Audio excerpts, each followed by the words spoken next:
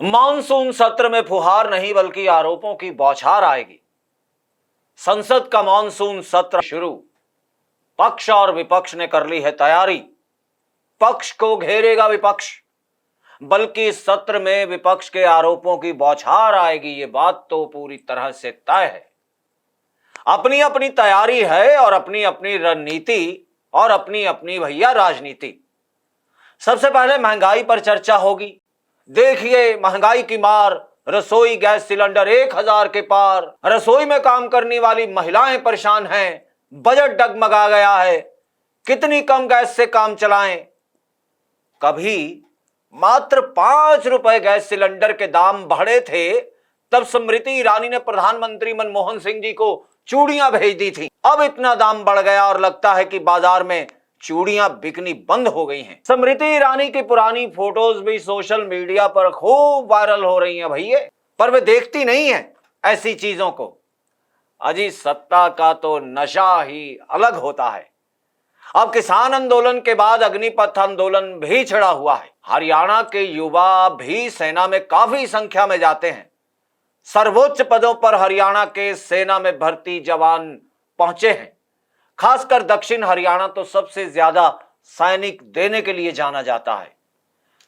सबसे ज्यादा चर्चा में रहेगा सरकारी एजेंसियों ईडी और सीबीआई का दुरुपयोग। ईडी तो ऐसा तोता है जो सबसे ज्यादा उपयोग किया जा रहा है। साहब की नजर में कोई नेता एक बार खटकना चाहिए, बस ईडी तुरंत उसी पर टूट पड़ती है।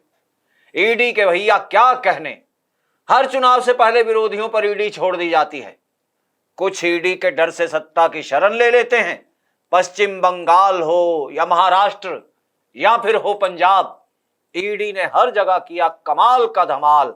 रघुपति राघव राजा राम। पंजाब में चुनाव होने से पहले तब मुख्यमंत्री चन्नी के भांजे पर ईडी मेहरबान हो गई थी। इसी प्रकार पश्चिम बंगाल के चुनाव से पहले ईडी उस राज्य में चल दी थी। और अभी ताजा ताजा महाराष्ट्र में संजय राउत के घर मिली थी ईडी। इसकी महिमा अनंत है, इसकी कथा अनंता। सीबीआई की रेड भी नेताओं के यहां पड़ जाना आम बात है, पर अब यह ईडी से मात खा रही है। विपक्ष के राष्ट्रपति पद के उम्मीदवार यशवंत सिन्हा ने भी नारा दिया कि यदि ईडी और सीबीआई का विरोध ना किया गया तो हालात और बेकाबू होते जाएंगे। पर कौन परवाह करता है जी। विपक्ष के पास मुद्दों की कमी नहीं, लेकिन विपक्ष को मुद्दे भुनाना ही नहीं आ रहा। दुखांत है ये। वो इंदिरा गांधी थी जिन्होंने विपक्ष में प्याज की बढ़ती कीमतों से सरकार ही पलट के रख दी। अब तो रसोई गैस इतनी महंगी हो गई है, लेकिन विपक्ष चुप बैठा है, खामोश। देखिए मानसून सत्र में कैसी बौछार और कैसी फुहार आती है। एएनवी न्यूज के लिए कमलेश भारतीय की रिपोर्ट।